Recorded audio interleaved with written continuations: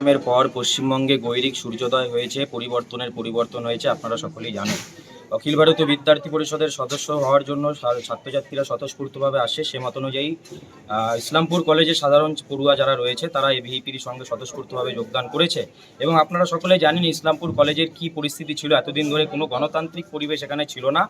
বহিরাগতদের দ্বারা ক্যাম্পাসের ভেতরে, যেখানে ছাত্র সংসদ নির্বাচন নেই, নির্বাচিত ছাত্র সংসদ নেই, তা সত্ত্বেও কিভাবে বহিরাগতরা একটা ইউনিয়ন রুম দখল করে সেখানে সমাজ বিরোধী কার্যকলাপ করার একটা আখাড়া বানিয়ে ফেলেছিল, নেশার আতুরঘর বানিয়ে ফেলেছিল এবং মেয়েদেরকে উত্ত্যক্ত করার একটা কার্যকলাপ তারা চালাতো। এবিভিপি এগুলো বিষয়ে দীর্ঘদিন আন্দোলন করেছে।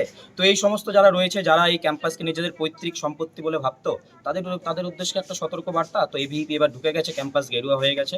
তো এই সমস্ত দৌরাত্ম্য যেন বন্ধ হয়। তারা মাঠ ছেড়ে চলে গেছে অবশ্য, তো তারা যেন ফিরে এই ক্যাম্পাসের দিকে আর কোনোভাবে না তাকায়, এই হুঁশিয়ারি এবিভিপি দিচ্ছে। বাকি আমাদের যে বিষয় চলছে কলেজগুলোতে, দেখতে পাচ্ছি কোথাও 3-4 মিলে ক্লাস করছে। তো এবিভিপির একটি কার্যক্রম চলছে, ক্যাম্পাস চলো অভিযান, যে ছাত্রছাত্রী যেন নিয়মিত ক্লাসে আসে। আপনারা সকলেই জানেন বেকারত্বের জ্বালা পশ্চিমবঙ্গবাসী ভুগেছে।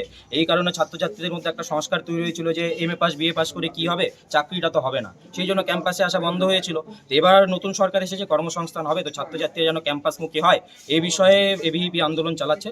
চলো ক্যাম্পাস চলো অভিযান নামে চালাচ্ছে এবং ক্লাসরুমগুলো যেন ছাত্রছাত্রীদের ভরা থাকে, এইরকম দাবি। বাকি কলেজের ইনফ্রাস্ট্রাকচার আর বহিরাগতদের আনাগোনা, I card system, uniform system করার জন্য আমাদের প্রিন্সিপাল স্যারের সাথে দীর্ঘ সময় আলোচনা হয়েছে। ইউনিফর্ম সিস্টেম বিষয়টা কি, যেন বহিরাগতদের শনাক্ত করা যায়, কোনো বহিরাগত যেন না ঢুকতে পারে কলেজের ক্যাম্পাসে। যারা পড়ুয়ারা রয়েছে, সে এবিভিপি হোক বা যে কেউ হোক, তাদেরকে যেন চিহ্নিত করা যায়। বাকি ক্যাম্পাসে যেরকম দৃশ্য দূষণ হতো, বিভিন্ন রাজনৈতিক নেতা নেত্রীদের ছবি লাগানো থাকতো, ব্যানার লাগানো থাকতো, তো এই সমস্ত বন্ধ হবে। এবিভিপি থাকাকালীন এখানে কোনো রাজনৈতিক নেতা নেত্রীর ব্যানার, ফ্ল্যাগ, ফেস্টুন থাকবে না। থাকবে তো আমাদের দেশের মনীষীদের ছবি থাকবে, বিবেকানন্দের ছবি থাকবে, মা সরস্বতীর ছবি থাকবে। এই যে একটা কথা বলেন যে বহিরাগতদের চিহ্নিত করা, তাহলে আপনাদের কি নজরদারি চলবে? হ্যাঁ, ইভেন যদি সে এবিভিপিও করে, কোনো বহিরাগত এবিভিপিও তাদেরকে করতে দেবে না। সে এবিভিপি হোক বা অন্য কেউ হোক, বহিরাগতদের আনাগোনা ক্যাম্পাসে হবে না, এবিভিপিটি করতে দেবে। আজকে আমরা ঈশ্বরপুর কলেজের মধ্যে যারা স্টুডেন্ট বর্তমান, তো বাংলার পরিবর্তন যে হলো, এই পরিবর্তনের পর আজ প্রথমবার আনুষ্ঠানিকভাবে আমরা ইসলামপুর কলেজের মধ্যে প্রবেশ করেছি।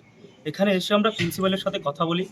আমাদের বিগত বছরগুলোর মধ্যে ইসলামপুর কলেজের মধ্যে কি ঘটেছে, কিরকম পরিবেশ ছিল, তৃণমূল ছাত্র পরিষদ নামে একটি সংগঠন কিভাবে সরাসরি রাজনৈতিক মহল এখানে পরিচালনা করতো এবং রাজনৈতিক নেতাদের ছবি ইউনিয়ন রুমে রাখতো এবং কত রকমের দুর্নীতি হতো, তা সমস্ত কিছু আমাদের সামনে চলে এসছে। এবং বাংলার মানুষ রাষ্ট্রবাদী সরকার গঠন করেছে। আজ থেকে প্রায় 5 বছর আগে এবিভিপির কার্যকর্তাদের এই ইসলামপুর কলেজের মধ্যে আটকে রেখা হয়েছিল, মারা হয়েছিল, ক্যাম্পাসে ফেলে ইউনিয়ন রুমে আটকে রেখে তালা মারা হয়েছিল। তারা আজকে প্রাক্তন এবিভিপি করে। তবে আজকে আমরা এবিভিপি এখানে প্রবেশ করেছি। আমরা তৃণমূল ছাত্র পরিষদ ছেলেদের সাথে কোনোরকমভাবে ঝামেলা করতে চাই না। তবে তাদেরকে আমরা বলতে চাই ক্যাম্পাসের মধ্যে তারা কোনোরকমভাবে যেন ঝামেলা পাকানোর চেষ্টা না করে। যদি ঝামেলা পাকানোর চেষ্টা করে তো এবিভিপি কোনোরকমভাবে বরদাস্ত করবে না। যে কোনোভাবে হোক আমরা আইনি পদক্ষেপ নিব।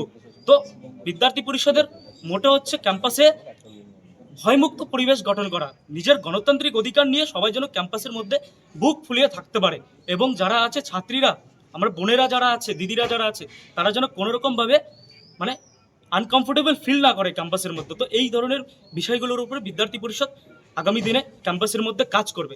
আর 1 বছরের মধ্যে আমাদের ক্যাম্পাসে নির্বাচন হবে। নির্বাচনের পরে যারা থাকবে ক্যাম্পাসে, জিতবে, জয়ী হবে নির্বাচনে, তারাই ক্যাম্পাসের মধ্যে থাকবে। বাকি এবিভিপি জিতুক বা যারাই জিতুক থাকবে, কিন্তু ক্যাম্পাসের মধ্যে কোনোরকমভাবে রাজনৈতিক মহল তৈরি করা যাবে না। এখানে শিক্ষার পরিবেশ আছে, শিক্ষার পরিবেশই এখানে বজায় থাকবে। এবিভিপির স্টুডেন্ট এসেছিল, তাদের কিছু দাবি নিয়ে কলেজের যেমন পড়াশোনার কালচার, তারপরে স্টুডেন্ট যাতে অ্যাটেন্ডেন্স রেগুলার আসে, তারপরে বাইরে যাতে স্টুডেন্ট ইন্টারফেয়ার না করে, আমাদের পড়াশোনার কালচার যাতে ঠিকঠাক হয়, এইসব নিয়ে কিছু আলোচনা করার জন্য এসেছিল।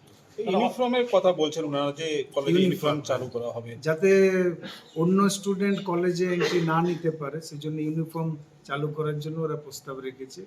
প্লাস আমাদের আই কার্ড অলরেডি এক্সিস্ট করছে, সেই জন্য আই কার্ড তো করে আসতে। ইউনিফর্মের ব্যাপারটা আপনারা কিভাবে দেখবেন? ইউনিফর্মটা এখন ইমিডিয়েট আমরা কিছু বলতে পারছি না, কারণ অনেক দূর থেকে স্টুডেন্ট আসে, তারা কিনতে পারবে কিনা ইউনিফর্ম সেক্টর। দেখুন, আমি তো এই জাস্ট 3 মাস জয়েন করেছি, তারপর আস্তে আস্তে বোঝা যাবে কোথায় কি দুর্নীতি হয়েছে, সেগুলো দেখতে হবে। আপনাদের তরফ থেকে কিভাবে নজরদারি চালানো হবে কলেজে? নজরদারি আমরা মেন্টরশিপ প্রসেস শুরু করেছি।